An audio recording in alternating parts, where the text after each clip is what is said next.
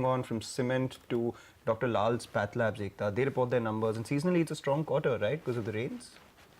Yes, I mean, somebody's pain is somebody's gain. Well, I mean, and that's really evident for Dr. Lal's this time and for all diagnostic companies, except for Thyrocare, which doesn't really work in terms of, chronic testing, which they do. But nonetheless, for Dr. Lal's, why we are expecting a volume growth this time to come through, and this is just a Kotak estimates that we're working with, is a revenue growth of around 18 odd %, and that's simply because of dengue and chikungunya, which in fact impacted the north. And remember that Dr. Lal's gets around 70% of its revenue from the north itself. So we are going to see a high amount of volumes or high amount of intake in terms of patients this time round, in terms of testing. But we're possibly not going to see that much in terms of an increase in realizations, because you can't really be overcharging, or there can't be flexible pricing in terms of dengue and chikungunya testing. It has to be capped. So while we are going to see increase in volumes, the realizations are possibly not going to increase that much.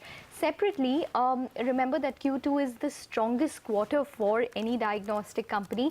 Around 26 to 27% of volumes is basically what they generate in Q2 itself. So we are going to see this as the strongest quarter in terms of margins as well for Dr. Lal's. Because of the aberration of dengue and chikungunya, we could see margins go up to over even 25% for the quarter. So it should be a positive quarter for Dr. Lal's, but maybe it's probably just factored into the stock already. all right, thanks a lot for that, Ekta. But shifting focus